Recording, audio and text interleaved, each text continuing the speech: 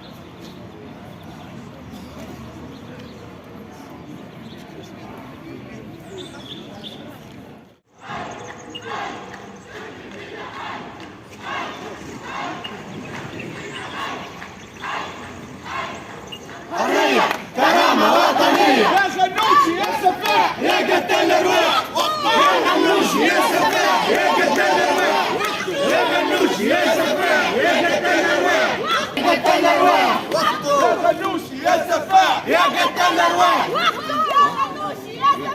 يا قتال الارواح اوفياء لدماء الشهداء اوفياء لدماء الشهداء اوفياء لدماء الشهداء اوفياء لدماء الشهداء